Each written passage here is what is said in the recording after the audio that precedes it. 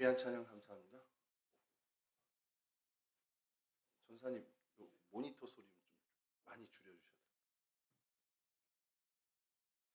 예, 오늘 성경 속 장소와 사건은 구레네에 대해서 저희들이 오늘 좀 말씀을 나누려고 합니다.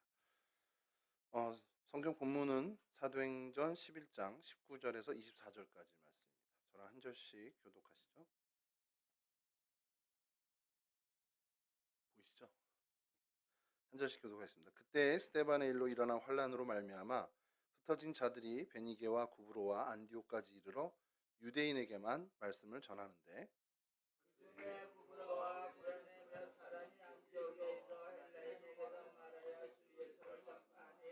주의 손이 그들과 함께 하심에 수많은 사람들이 믿고 주께 돌아오더라.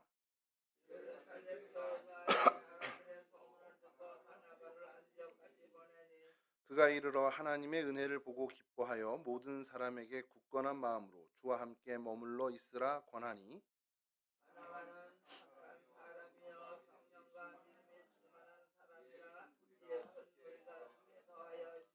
아멘. 여러분, 구레네라고는 좀 귀에 익숙하시죠? 성경에 사실 이 구레네가 그렇게 많이 등장하지는 않습니다. 사도행전 중심으로 몇 차례 등장하는 게 사실 다인데요. 구레네 하면 제일 먼저 떠오르는 게 구레네, 다음에 이어지는 사람의 이름을 기억하시죠? 구레네 시몬. 이 구레네라는 단어는 사이레네, 오늘날의 이제 발음으로는 사이레네라고 하는데 헬라어로는 퀴레네라고 이제 발음합니다. 뜻은 담이란 벽 이런 뜻을 갖고 있고요. 위치를 좀 봐야 되는데 이제는 그쪽 지역의 위치를 이제 눈 감으면 그래도 어느 정도 그려지시니까 한번 좀 보시죠. 첫 번째 사진인데요. 여기 지중해 중심으로 해서 이렇게 좀 제일 저쪽으로 팔레스틴 지역이 있고요. 예루살렘과 구레네를 이제 빨간 동그라미 쳐놨는데 이 정도 위치에 있다고 보시면 됩니다. 근데 이 위치가 이 사진만 좀 준비를 했었는데 예루살렘은 저기 뭐 팔레스틴 지역에 저희가 알겠고 이 구레네는 여기 아프리카쯤 되는 것 같은데 이게 어디쯤일까라고 하실 것 같아서 다음 사진을 준비했습니다. 리비아에 있는 리비아 수도가 트리폴리인가 제가 그렇게 알고 있는데요. 뭐 저희 한국에서도 이제 공사를 많이 했었던 곳이고, 근데 이곳은 사이레네라는 곳은 사실 관광지입니다. 이제 리비아 안에 공산 정권이 수립되고서 사실 많은 유적들이 이제 뭐 이렇게 소중히 여기지 않았던 거죠. 소중히 여기지 않았는데 1920년 그 경에 이제 이태리 고고학 발굴팀이 이 지역을 이제 발굴하다가 이쪽에서 많은 유물과 유적을 이제 발견하게 됩니다. 이제 그게 사실은 이제 수익이 되다 보니까 이 리비아에서도 이제 그곳을 이제 관광지로 개발을 하게 됩니다. 뭐 지중해 연안에 있다 보니까 휴양지로서의 위치도 충분히 하고요. 그리고 여러 유적들이 발견되면서 많은 이제 그 성지순례 차원은 굉장히 드물고 많지 않고 많은 이제 관광지로 사람들이 오게 되는데요. 다음 사진을 보여주시면 이런 유적들이 발견된 겁니다. 여기가 이제 키레네 안에 있는 고대 도시이고 그 이름을 사하트라고 이렇게 아마 이름을 붙인 것 같아요.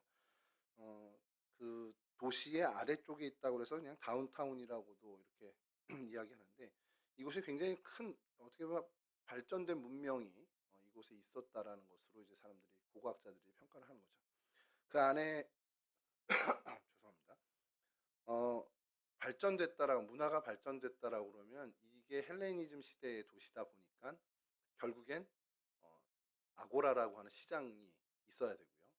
또 대도시 당시에 이제 대도시면은 늘 존재했던 게 신전이죠. 그래서 다음 사진을 보여주시면 이게 신전의 터입니다. 신전의 터인데 이건 아까 얘기한 그 사하트 다운타운 이제 반대의 업타운 쪽에 있는 신전이고요. 이런 신전들이 여러 개 발견됐는데 의미 있는 신전이 하나 발견된 것이 이 다음 사진에 보시면 제우스 신전이에요. 이게 파르테논보다 규모가 더 크다고 합니다. 그러니까 이제 로마에는 파르테논보다 규모가 큰 제우스 신전이 여기서 이제 발굴이 됐는데 이게 좀 큰 신전이 발견된 게 무슨 의미예요? 이렇게 말씀하시겠지만 그만큼 도시의 규모가 어마어마했다라고 이제 볼 수 있다는 겁니다. 그러니까 얼마의 인구가 살았을까? 그렇게 했을 때는 조금 이따 제가 좀 사진을 지도를 하나 더 보여드릴 텐데 유대인만 10만이 살았다는 거죠. 10만 그러면 좀 별로 감이 안 오시겠지만 당시 그 시절에 세계 최대의 도시라고 그러면 알렉산드리아입니다. 그러니까 알렉산더 대왕이 이 헬라 제국을 다 이제 점령하고 나서 이집트 쪽에 자신의 이름을 기념하는 알렉산드리아라는 도시를 건설하죠. 그리고 사실 거기에 유대인도 많이 강제 이주를 시켜요. 그때 디아스포라로 유대인들이 강제로 이주된 그 유대인만 알렉산드리아에 100만이 살았습니다. 100만이라면 별로 안 놀라시는데 특례시가 되는 인구 아닙니까? 100만이면. 그러니까 일산이 특례시가 돼서 뭐 이번에 그 플랜카드 걸린 거 제가 봤는데 그 정도의 인구. 근데 유대인만 100만. 근데 이 키레네라는 곳이 그렇게 구레네가 이제 키레네가 그렇게 뭐 알렉산드리아 견줄 만한 그런 대도시가 아님에도 불구하고 유대인만 10만이 살았다라는 것은 이 도시 역시도 굉장히 위용을 자랑하던 큰 도시였다라고 저희가 볼 수 있다는 거죠.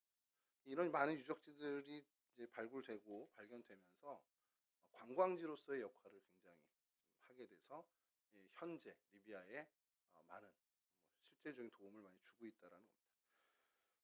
그래서 여기서 발굴된 것이 또 하나 의미 있는 게 역사학자들의 의미죠. 저희들 뭐 기독교인에 대한 의미가 아니라 키레네의 비너스라는 상이 있는데 그게 굉장히 온전한 모습으로 발굴된 거예요. 그래서 그거는 지금 현재 로마 박물관으로 옮겨져 있는 상태라고 합니다. 그러면 이 동네라고 하기보다는 이 도시, 이 사람들의 역사는 그럼 어떻게 되냐라고 생각할 때 그럼 여기에 처음 정착한 사람들이 있을 거 아니에요.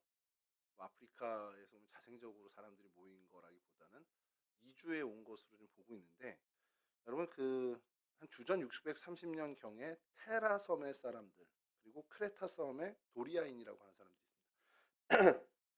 테라 섬과 크레타 섬의 도리아인들이라고 하는 사람이 있는데 테라 섬이라고 하면은 잘 모르시는데 오늘날로 하면은 산토리니 섬입니다. 그리스의 그 멋진 섬.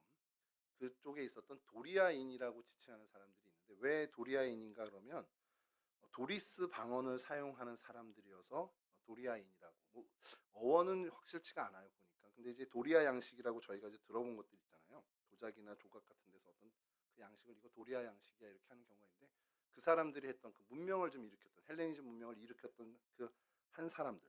그러니까 좀 중요한 이 도리아인들을 얘기할 때 항상 중요한 것은 철기 문명을 가지고 쪽 펠레폰네소스 쪽으로 이주를 하면서 펠레폰네소스 반도의 그 문화를 그걸 이제 뭐 미케네 문명이라고 하는데 그 문명을 좀 어떻게 보면 무너뜨리고 이제 거기에 이제 헬레니즘 문화를 이제 꽃피운 사람들이 그 첫 발을 내딘 사람들이 도리아인이라고 하는데 우리가 잘 알고 있는 스파르타 이 국가도 이 사람들이 건설한 국가입니다.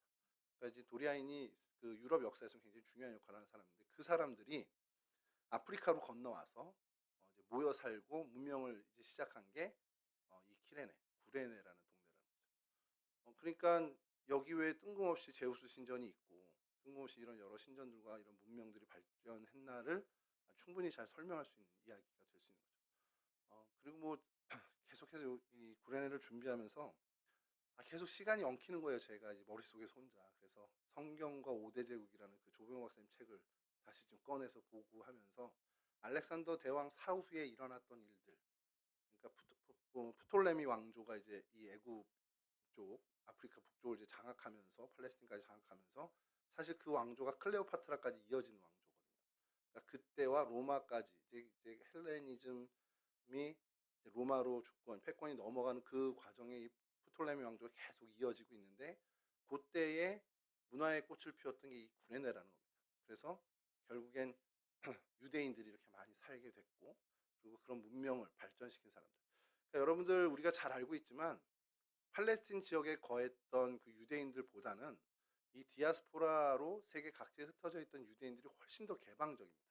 문화도 개방적이고 어떻게 보면 좀 문명도 좀 앞서가고 이렇게 되는데 한 가지 이 사람들이 모르겠지 단점이라고 하기보다는 이 본토 유대인보다 더 강했던 것은 종교에 대한 배타성은 더 강했다라는 거예요.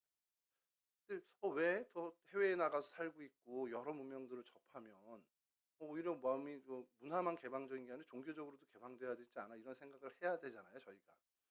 근데 역으로 그렇게 이방 숭배나 이런 것들이 너무 많고 이러다 보니까 더 자기들 신앙을 지켜야겠다라고 역으로 더 강화가 된다는 겁니다. 그래서 유대교의 어떤 굉장히 배타성을 갖고 있었던 사람들. 그래서 이제 기록에 오늘도 살펴보겠지만 이 구레네에 있는 사람들이 명절에 예루살렘 성전에 올라가는 유대인 관습에 따라서 예루살렘에 많이 방문을 했다는 기록들이 있다는 겁니다. 그러니까 그만큼 이 먼 거리를 성전을 향해서 여정을 그 순례의 길을 가는 그런 어떤 유대교에 있어서 정말 그 찐인 사람들이 많이 거했다는 것이죠. 뭐 이 정도의 그 어떤 역사적인 걸 갖게 되면 말씀드리고요. 여기에 이제 또 다른 특징들을 이제 우리 신앙이 아닌 성경적인 게 아닌 다른 특징을 한다면 철학 학파도 퀴레네 학파가 있습니다. 들어는 보셨을 거예요. 중고등학교를 이제 정상적으로 출석하면서 다니셨다면 퀴레네 학파는 한 번쯤은 이제 들어보셨을 텐데 그 학파의 본거지가 바로 여기입니다. 고대처럼 퀴레네 학파의 본거지고 아리스티포스의 출생지입니다. 그 학파의 대표적인 주자죠. 그리고 이게 나중에 에피쿠로스 학파로 발전을 하죠. 그러니까 자꾸 이제 눈빛들이 안 좋아지시는데 그 쾌락이 최우선이 되는 인생 뭐 있어 즐기는 거지 하고 하는 그 에피쿠로스 학파로 이어지게 됩니다. 의학도 많이 발전했던 도시고요. 농업이 이제 주된 산업이었고 오늘날에 이제 관광 산업이 큰 활발하게 이루어지는 그런 곳이죠. 리비아의 화폐에 보면 리비아 화폐 뭐 저도 직접 보지 못했습니다. 사진으로 본 거지만 요 지금 사진에 있는 제우스 신전이 새겨져 있다는 거예요. 여러분 어느 나라든지 그 화폐에는 그 나라의 어떤 문화라든지 그의 어떤 상징적인 거를 넣잖아요. 인물과 아니면 그런 뭐 건축물을 넣는데 저희 같은 경우는 지폐 뒤쪽에 뭐가 들어져 있습니까? 퀴즈 한번 내드려야겠다. 신사임당 뒷면에는 뭐가 있을까요? 저도 잘 모르는데 한번 꺼내서 확인해 보시죠. 예, 경회루도 10,000원짜리 뒤에는 경회루도 있는 걸로 제가 알고 있고요. 500원짜리 동전에만 이제 학이 있어서 엉뚱하다 생각을 하는데 뭐 10원짜리에는 다보탑도 있었잖아요. 그런 식으로 자기네 나라 문화에 사실 어떻게 보면 대표적인 것을 이제 새기는데 이 리비아라는 나라의 화폐의 뒷면에 이 제우스 신전이 새겨질 정도로 이게 이 사람들에게 굉장히 프라이드를 갖는 역사적 유물이 됩니다. 이제 뭐 주전 4세기경에 나름대로의 민주주의 체계를 확립했다라는 기록이 좀 독특하고요. 알렉산더 대왕에게 점령을 당해서 속국이 됐었고 알렉산더 사후에 프톨레미 왕조가 이곳을 이제 지배하게 됩니다. 그리고 난 다음에 이제 주전 한 100여 년 전, 96년에 로마에게 귀의를 해요. 그래서 프톨레미 왕조로부터 이제 벗어나서 로마의 속국으로 이제 가게 되고요. 이게 이런 어떤 역사적인 그런 그 점령 또 이렇게 독립 뭐 이런 계속 왔다 갔다 하면서 이제 그 안에서 이제 반란이 대대적인 반란이 일어났는데 이 도시에서 제일 비극적이었던 역사적 사건이 20만 명이 처형되는 학살당하는 반란군으로 학살당하는 일을 겪게 됩니다. 뭐 그게 이제 역사적인 세계사에서는 굉장히 중요한 그 사건으로 보고 있는데 저희가 뭐 성경과 지명해서 뭐 다룰 일은 아니고요. 그런 일이 좀 있었던 도시, 아픔의 도시였다라는 것을 기억하면 좋겠고요. 말씀드렸던 것이 아폴로 신전이라든지 공중 목욕탕, 또 황제 숭배를 위한 여러 건물들이 발굴된 것. 그러니까 일찍부터 이 헬레니즘 문화가 꽃피었던 동네로 생각하면 되고요. 그 도리아인 같은 경우는 뭐 이제 제가 여기서 얘기할 때 도리아인이 건설했대라고 하는 게 한번 언급하고 스쳐가는 거지만 이 도리아인은 유럽 역사에서 굉장히 중요한 역할을 하는 사람들입니다. 그래서 오늘도 여러 번 다시 도리아인을 검색하면서 네이버에도 검색해보고 다음에도 검색해보고 구글에도 검색해보는데 똑같은 그 근거가 두산백과사전에서 다 따오더라고요. 그래서 같은 얘기만 계속 반복되는데 지금 기회가 되면 요 유럽 역사라면서 도리아인에 대해서 좀 더 해보고 싶고 연구해보고 싶다는 생각이 들 정도로 굉장히 많은 그 헬레니즘 문화의 첫 발에 굉장히 큰 영향력을 끼친 사람들이 되더라는 거죠. 그 뭐 미케네 문명을 파괴하고 그 어떻게 보면 헬레니즘 문화를 꽃피운 사람, 스파르타라는 도시를 건설해서 사실 어쩌면 도리아인의 후예인 거죠. 스파르타 사람들이. 그런 일들을 좀 공부해보고 싶다는 생각이 들 정도로 이 도리아인들이 세운 이 구레네라는 것을 저희가 좀 기억할 필요가 있고요. 이제 나중에 이제 지금 역사의 여러 그 과정을 거쳐서 지금 리비아 아직도 이제 공산주의로 알고 있는데 여하튼 그렇게 좀 어떤 관광지로 관광 산업의 중심지로서 지금 계속 그 명맥을 유지해가고 있습니다. 그래서 요 구레네에 대해서 좀 저희가 오늘 말씀을 좀 나누려고 하는데요. 구레네가 갖고 있는 그 이름에서부터 좀 이 말씀을 좀 어떻게 보면 계속 연상해서 떠오르게 됐습니다. 담이라는 뜻을 갖고 있다. 이게 참 의미심장한 것 같아요. 그러니까 굉장히 배타적이다. 이게 종교적으로는 굉장히 배타적인 사람들이 그 안에 있었던 유대인들, 디아스포라 유대인들이었다라는 거. 굉장히 배타적인 유대교 신앙을 고집했고요. 그래서 그 신앙의 순수성을 지키는 게 삶의 최우선순위가 되는 사람들이라고 저희가 보면 됩니다. 그러니까 이게 왜 그러냐 그랬더니 신앙의 전통을 계속 유지해 가야 되는 그런 어떤 의무감을 이들은 갖고 있는 거죠. 이렇게 지내다가 우리가 팔레스틴 땅을 떠나서 예루살렘에 멀리 와서 하나님 여호와 하나님을 잊어버리면 우리 자녀들 그 다음 세대들은 하나님과 완전히 무관한 세대가 되겠다라는 생각을 하는 거죠. 그래서 그 신앙의 전통을 계속해서 유지하겠다는 것이 삶의 우선순위가 되다 보니까 더더욱 배타적으로 되고 배타적이니까 다른 어떤 종교, 유대교 외의 종교에 대해서는 전혀 합의할 생각이 없는 사람들로 이제 지켜지 그런 유대 공동체를 이루면서 살았단 말이에요. 그러다 보니까 이게 계속 장벽을 쌓는 겁니다. 그 구레네라는 이름답게 장벽을 쌓으면서. 근데 이게 다른 이방 종교를 안 받아들이는 건 참 좋은데 이게 어떻게 보면 복음을 받아들이는 데에도 굉장히 큰 장벽이 되더라는 거죠. 예수 그리스도의 복음 이런 것들을 디아스포라에게 어떻게 보면 전하면 그것을 받아들이면 참 좋은데 그게 처음에 받아들이기 전까지 이 마음의 벽, 이 장벽이 정말 구레네라는 그 담처럼 쌓여져 있어서 어려운 그런 상황이었다는 거예요. 자, 그런데 이제 하나 이 역사학자들이 이제 얘기하는 것 중에 이 적어도 구레네 쪽에 있는 유대인 디아스포라들에게 복음이 전달되는 굉장히 중요한 사건이 하나 성경에 등장한다라는 겁니다. 뭐 당연히 이제 아시겠죠. 구레네 시몬이 예수 그리스도의 십자가를 억지로 지게 된 사건인데요.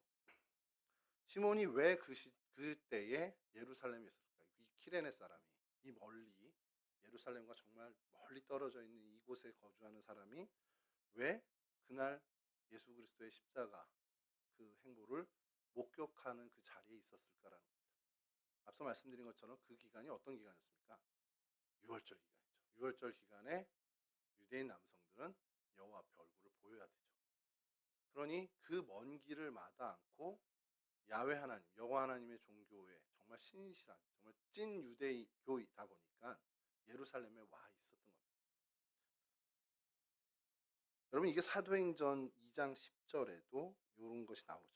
6월절에 예루살렘에 도달했다가 예루살렘에 여전히 남아 있어서 사도들이 방언하는 것을 목격하게 되는 그 사건에 이런 표현이 있습니다.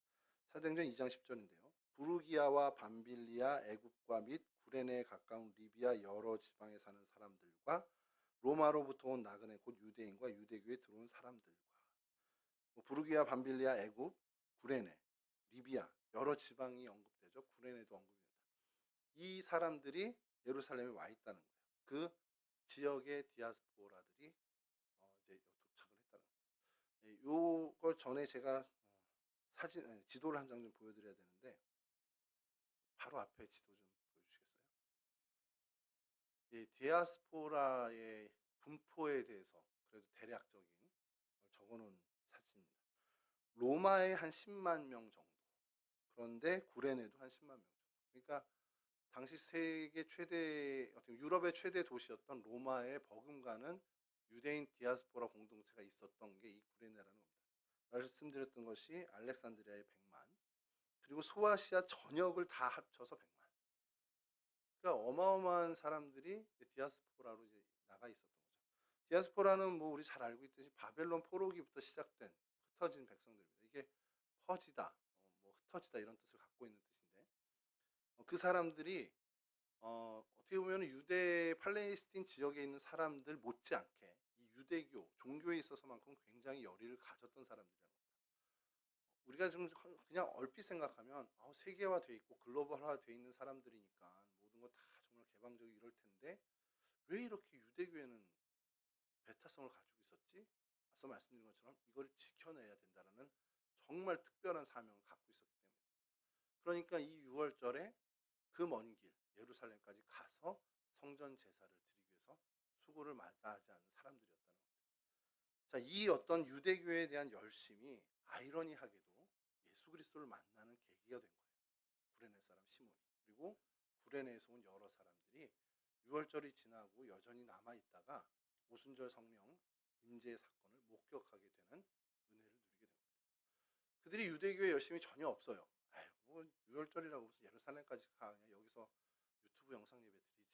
그러면서 그냥 머물러 있다면 예수 그리스도에 대해서 접촉점도 없었을 거고 제자들의 성령 오순절 성령 임재 사건도 목격하지 못했을 겁니다. 그러면 그들은 복음에 대해서 더욱 구레네 그 담을 쌓았던 사람들이 됐을 거예요. 그런데 그들이 유대교에 정말 진정한 열심을 낸 예루살렘 성전에 가서 성전 제사를 드리겠다라는 그 일념하에 먼 길을 달려온 그 열심이 아이러니하게 예수 그리스도의 기독교 복음을 받아들이게 되는 굉장히 중요한 계기를 마련했다라는 겁니다. 그러니까 복음이라는 것이 참 그래요. 하나님의 섭리라는 것이 저는 참 놀라운 것이 이 유대교에 열심을 내면 열심을 낼수록 하나님이랑 멀어져야 되는 거잖아요. 사실 복음과 멀어져야 되는 거잖아요. 근데 하나님께서는 그들의 그 열심을 정말 이렇게 방향을 잘 틀어서 몰아오셔서 복음을 접하게 되고 만나게 해주시더라는 겁니다. 저는 이제 성경을 보면서 이런 일들이 정말 많잖아요. 우리가 이제 섭리라고 하는 이게 우연이야? 하나님 이렇게까지 각본을 치밀하게 짜셨어? 라고 생각할 정도의 사건들을 성경에서 접하면서 감동을 하다가 갑자기 이제 그런 생각이 드는 거예요. 야, 그럼 오늘날에도 이런 일이 있을 수 있겠네? 이제 그런 생각을 좀 하는 겁니다.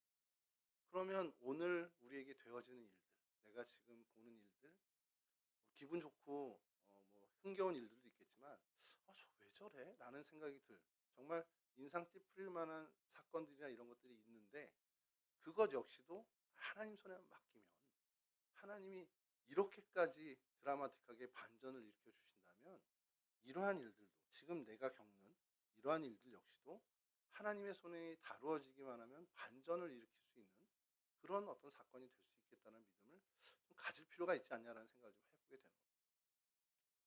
오늘 이제 우리 우석 형제가 못 와서 대신 반주에 주러 오셨는데 이게 어떤 역할을 할지 모릅니다. 이 사건이 혹시 압니까? 뭐 이제 나중에 하나님께서 큰 섭리로 어떻게 큰 그림을 또 그리실 수도 있는데 여하튼 하나님은 그런 분이라는 거예요. 이 구레네 사람들의 이 배타적인 유대교에 열심을 냈던 그것이 오히려 정말 복음을 받아들이게 되는 반전의 사건으로 하나님이 이어가신다는 겁니다. 여러분들의 삶 가운데 여러분들이 힘겨워하고 어려워하는 그 일들과 혹은 사람들과 혹은 그러한 모든 것들이 하나님의 손을 거쳐서 여러분들에게 가장 선한 일로 변화되는 그 은혜를 정말 누리셨으면 좋겠습니다.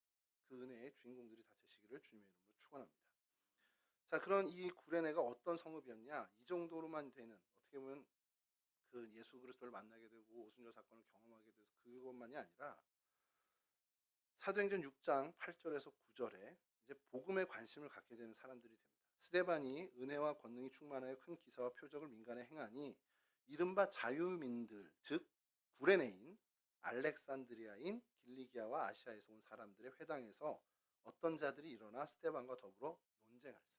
이 논쟁이란 표현이 좀 거슬릴 수 있는데요. 그냥 계속해서 질의하면서 묻는 겁니다. 복음이 도대체 뭔데? 내가 유대교 안에서 이렇게 이런 신앙을 갖고 있었는데 당신 얘기하는 거 보니까 그 우리 구약의 역사가 우리가 알고 있는 유대교의 어떤 그 관점이 아닌 당신 전혀 새로운 관점에서 이야기하네?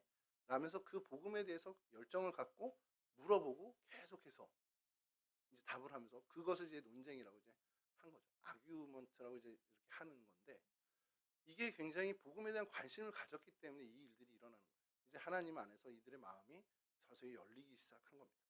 그래서 스데반이 정말 구약 전체를 섭렵하는 설교를 하잖아요. 순교 직전에. 그 이야기를 이 사람들이 딱 듣고 또 복음을 알게 되고 이러한 일들을 스데반을 통해서 복음의 어떤 구절을 듣게 된다는 겁니다. 자, 이런 사람들이 복음에 관심을 갖다 보니 어떤 일로까지 이어지냐. 오늘 본문인데요. 제가 한번 다시 읽어드리면 19절에서 21절입니다. 11장 19절에서 20절. 그때 스데반의 일로 일어난 환란으로 말미암아 흩어진 자들이 베니게와 구브로와 안디오까지 이르러 유대인에게만 말씀을 전하는데 20절입니다. 그 중에 구브로와 구레네 및 구레네 몇 사람이 안디옥에 이르러 헬라인에게도 말하여 주 예수를 전파하니 주의 손이 그들과 함께 하심에 수많은 사람들이 믿고 주께 돌아오더라. 이제 흩어진 사람들이 이제 예루살렘에서 그 스데반의 일로 이제 유대교인 사람들에게 이 그리스도인들이 핍박을 받게 됩니다. 그래서 다 이제 도망을 가게 되는 거예요.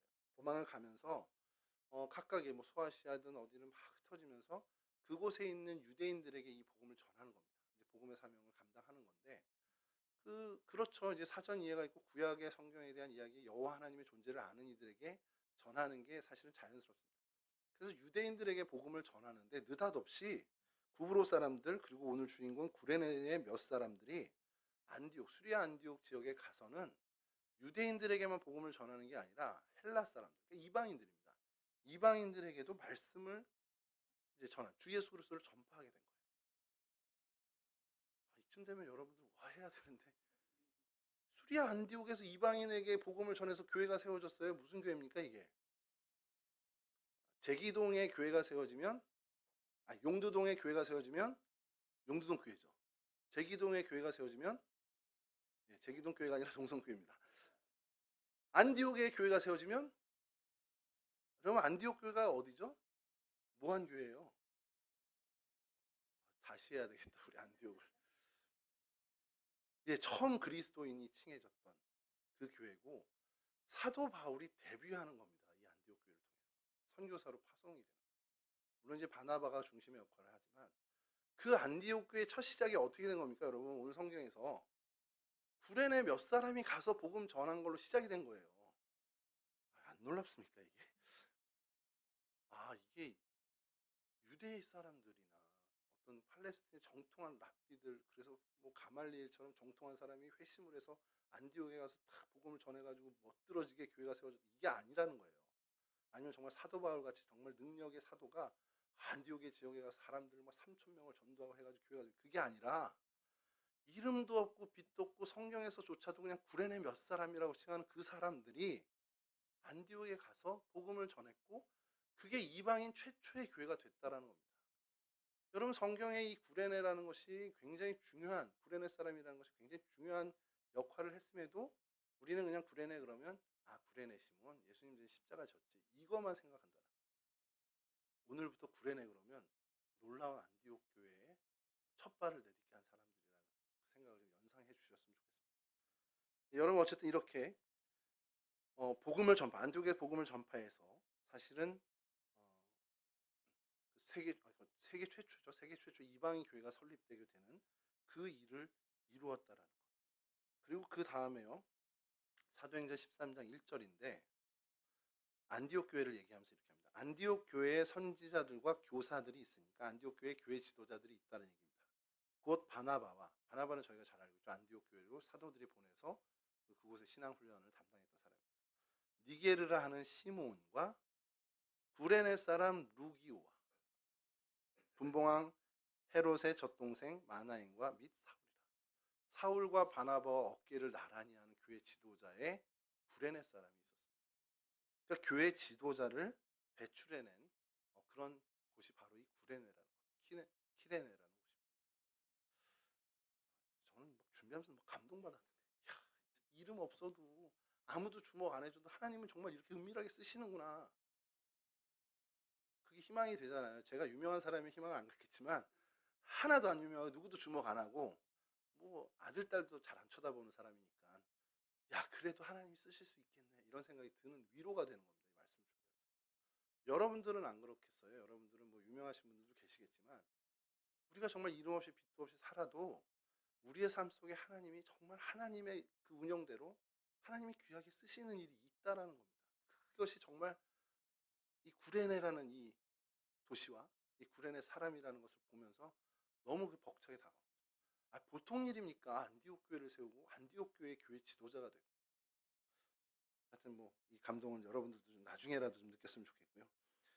여러분, 그 장벽이라는 이름을 가졌던 구레네, 이들이 복음을 영접하는 데 있어서 굉장히 장애 요인을 갖고 있었죠. 일단 예루살렘으로부터 너무 멀리 떨어져 있었고 유대교의 어떤 배타적인 요인으로 인해서 복음을 받아들이는 마음의 여유가 없었던 사람들입니다.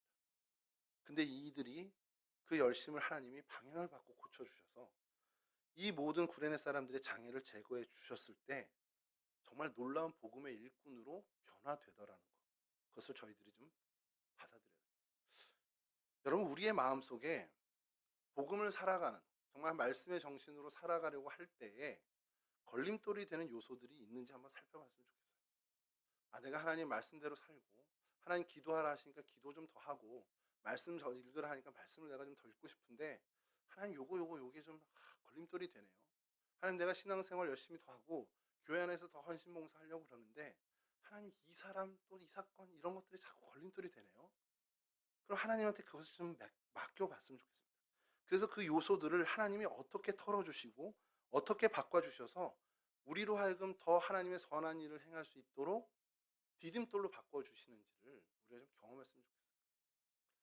제가 새벽마다 여러분들 위해서 기도하고, 또 특별히 속회 위해서 기도할 때는 어, 그 기도를 좀 빠져놓지 않고 기도하는 것 같아요. 우리 속회 식구들이 서로에게 걸림돌 같은 역할을 하는 분들도 있잖아요, 솔직히.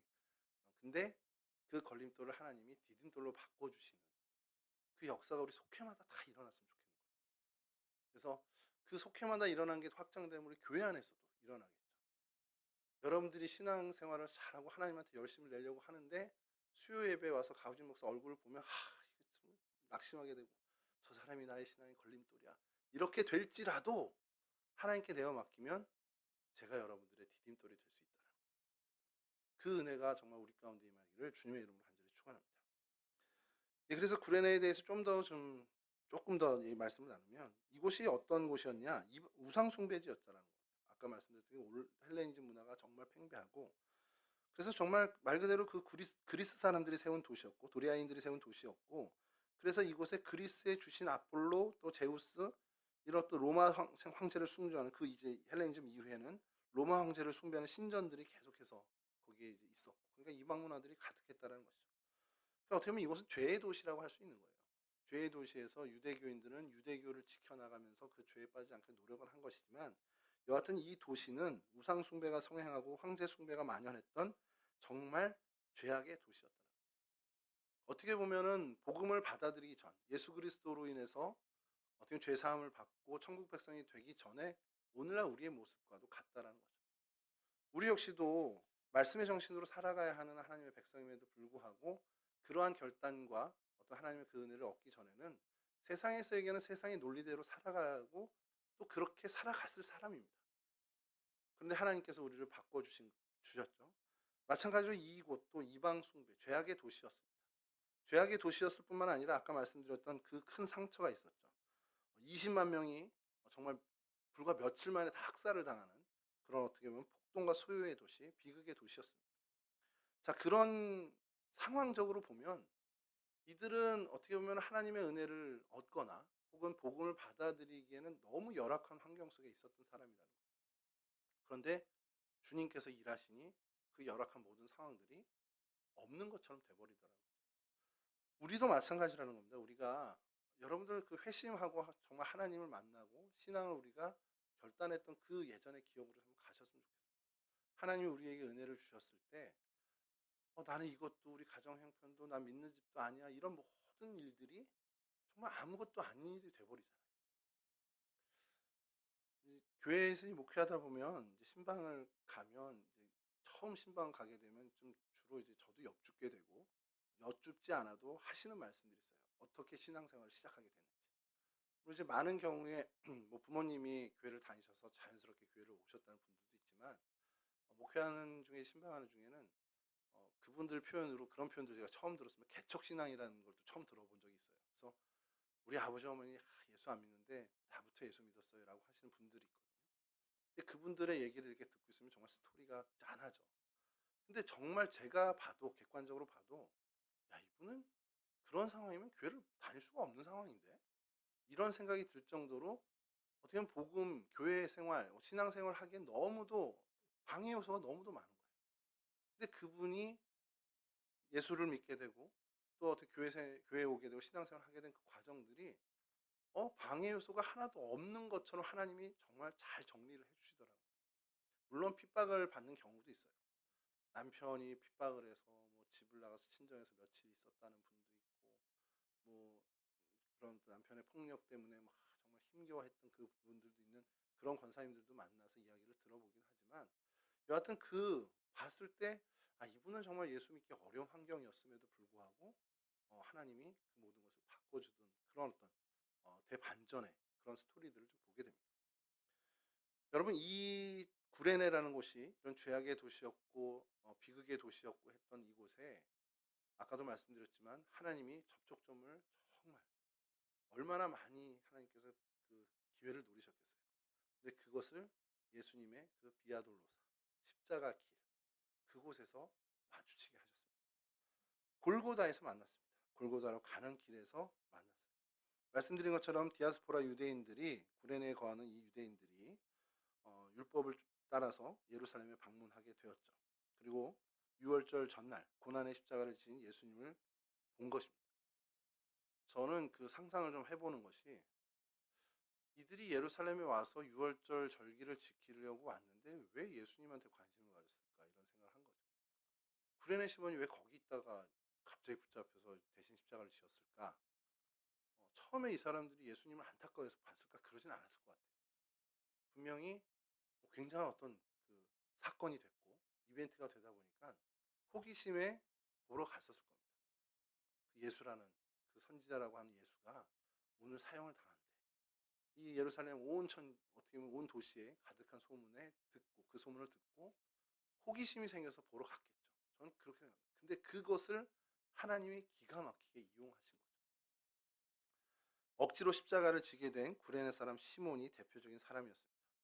자기 의사와 무관했지만 예수님의 십자가를 지는 그런 일을 담당했죠. 근데 여러분, 이게 오늘날 저희가 볼 때는 그래도 주님 대신 십자가를 졌네 이렇게 되는데 당시로 돌아가서 구레네 시몬이 갖고 있던 상식과 그때 시대 배경과 그때 사람들의 십자가에 대한 생각들을 우리가 감안해서 본다면 이거 굉장히 치욕스러운 일이에요. 사형수가 가는 그 십자가의 사형틀을 그냥 억지로 정말 자기가 틀을 메고 사형틀을 들고 가는 겁니다. 이게 얼마나 수치스럽고 치욕스러운 일이 될 수 있겠습니까? 그에게 부끄러운 일이게 되죠. 누구한테 자랑할 만한 일이 아니잖아요. 정말 숨기고 싶은 일이 됐었을 겁니다. 요즘 우리 청년들 표현으로 밤에 이불킥할 일이에요. 이 너무 내가 왜 하필이면 이렇게 당해? 라고 할 만한 일인데 하나님께서 그 일을 매개로 해서 이 시몬에게 어떠한 복을 허락해 주십니까? 로마서 16장 13절입니다. 주 안에서 택하심을 입은 루포와 그의 어머니에게 문안하라. 그의 어머니는 곧 내 어머니이라. 이 루포라는 사람을 여러분 성경에서 검색해서 찾아보시든 정말 읽으면서 찾아보시면 구레네 시몬을 설명하는 이 복음서에서 구레네 시몬을 알렉산더와 루포의 아버지로 이야기합니다. 이 루포가 교회의 지도자의 자리에 오를 정도로 훌륭한 믿음의 소유자가 됐다라는 것을 이제 로마서를 통해서 저희가 보게 됩니다. 그의 아버지가 이 구레네 시몬이었습니다.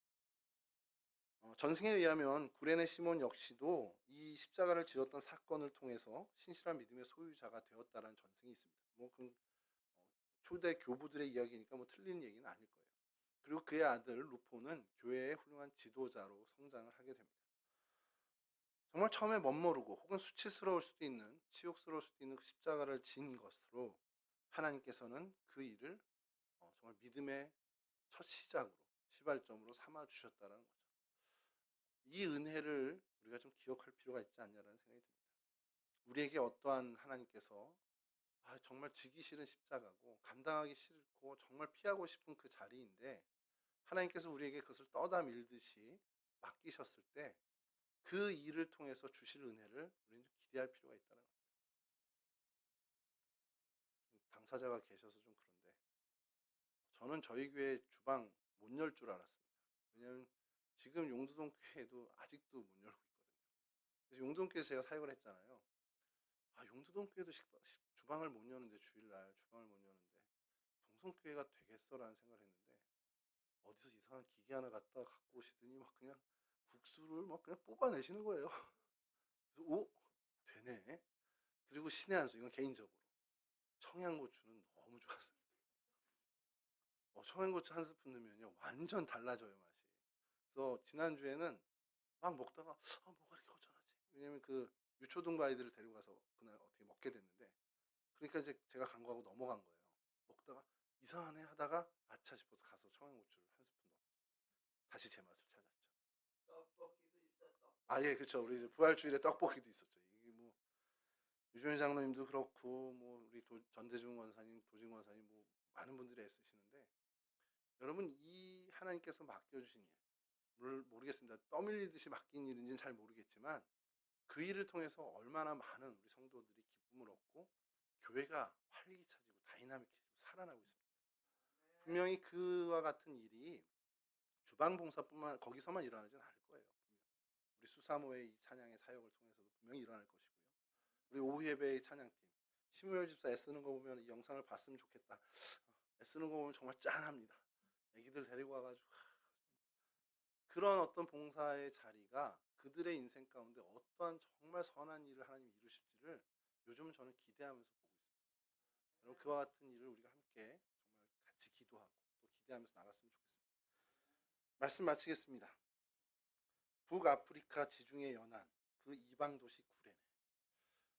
정말 저희에게 뭐 다가오지도 않는 도시입니다. 이 지역은 우상 숭배의 도시였습니다. 세상에 어떤 세속의 문화가 가득한 죄악의 도시라고 할 수 있는 도시였습니다. 이곳의 유대인들을 통해서 복음이 그 지역뿐만 아니라 안디옥 지역, 이 소아시아 여러 지역으로 복음이 전파되는 일을 우리가 목격하게 됐습니다. 그 첫 출발은 그들이 하나님의 율법을 쫓아서 성지 예루살렘까지 올라오는 신앙의 열심이었죠. 그들의 열심은 나쁜 열심은 아니었습니다. 단지 방향이 좀 잘못된 열심이었죠. 근데 그 방향이 잘못된 그 열심을 하나님께서 고쳐주시고 돌이켜주셔서 복음의 정말 큰 일꾼들로 삼아주셨다는 겁니다. 그렇게 하자 최초의 선교사를 파송하는 교회를 세우게 됐죠. 최초의 이방교회를 세우게 됐죠. 여러분 이 놀라운 일을 좀 가만히 앉아서 좀 되새겼으면 좋겠어요. 야, 누구도 주목하지 않았던 그 구레네. 그리고 이름도 거론되지 않는 그 사람들 몇이서 안디옥에 가서 복음을 전파했고 거기서 교회가 세워졌는데 그 교회가 초대교회 역사를 바꿔버리는 교회가 되었다. 여러분 이게 우리 하나님의 놀라우신 섭리입니다. 2000년 전에 있었던 이 놀라운 섭리를 오늘날에도 베풀어 주시는 분이라는 내 인생에 우리 공동체의 행복 가운데 하나님은 분명한 이런 놀라운 섭리, 우리가 상상도 할 수 없는 그 놀라운 섭리로 하나님의 선한 일을 이루시고 우리 가운데 복이 되고 정말 축복이 되고 우리 가운데 정말 놀라운 일이 되는 그 일을 이루시는 하나님이십니다. 이와 같은 은혜를 얻으시는 저와 여러분 되시기를 주님의 이름으로 간절히 축원합니다. 이 은혜의 주인공들이 되시기를 주님의 이름으로 축원합니다. 네, 다 같이 찬송가 450장 55장 부르실 텐데요. 먼저 잠깐 반주 좀 해주시고요. 우리 좀 잠깐 합심해서 잠깐이지만 합심해서 기도하는